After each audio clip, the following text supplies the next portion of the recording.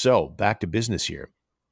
As mentioned, the New York Rangers started up their rebuild and announced it publicly, Greg, back in 2018. And that was around the same time the Sens had started their rebuild. And now everybody's looking at it going, okay, the Rangers are in the conference final. They have a chance to win it all. Ottawa's 27 points out of an Eastern playoff spot. Something doesn't work there. In your opinion, why are those two rebuilds so different looking? Well, I think what had to be cleared out is the first one that jumps out at me. What had to be cleared out here versus what had to be cleared out in New York is totally different.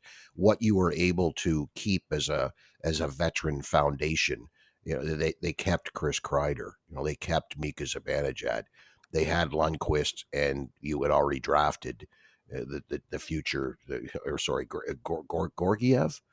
Gorgiev was on the radar. Igor Shesterkin was on the radar. So I just think that they started from a stronger position than Ottawa did. Yes, they call it a rebuild, but it's probably more like a retool on the go, really, if you stop and compare everything about it.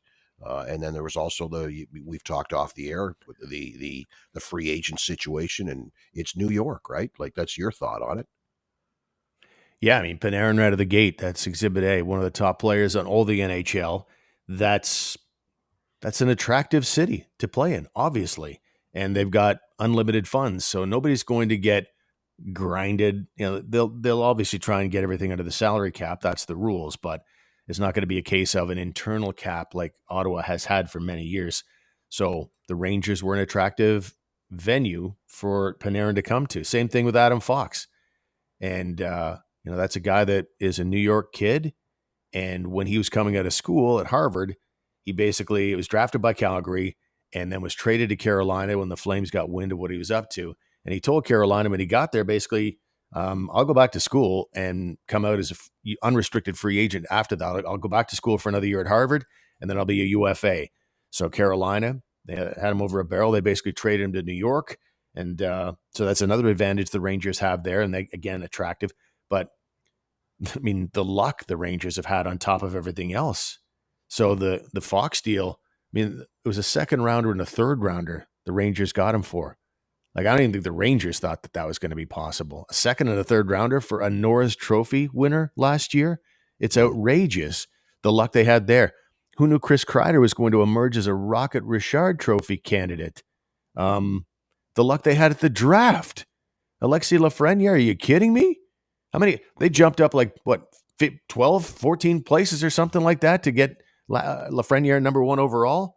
Worked out well for the Sens in that they ended up with a very good player in Tim Stützle. Time will tell who the better player is, but still, the Rangers had no business getting number one overall. They get number two overall in there as well with Kakko, who's starting to emerge on that kid line. So, yeah, I mean, a lot of different things went into it that gives the heavy advantage to the Rangers, but it's just apples and oranges when you're comparing the rebuilds.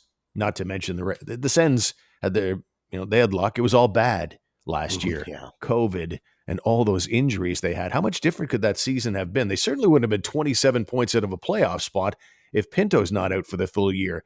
If you don't lose Batherson for over 30 games. If you don't lose Connor Brown for a good chunk. If you don't lose Josh Norris for a good chunk. Thomas Chabot was out for a while. It was ridiculous.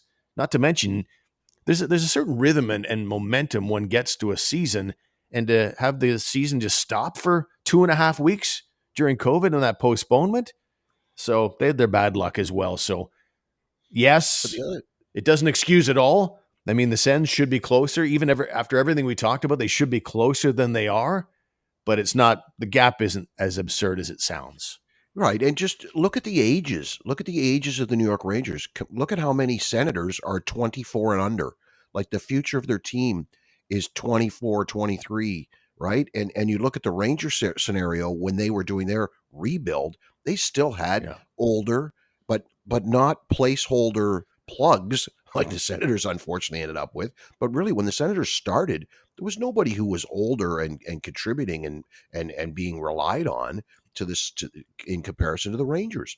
The Rangers have brought kids in, but they still had older players around to help them and guide them and insulate them, that were the leaders of the team and the better players on the team. So I think that gets overlooked too. Go ahead and pull up a Ranger roster and look at the age of their team. Yeah, they got a kid line, but the majority of their team is much older than the Senator core.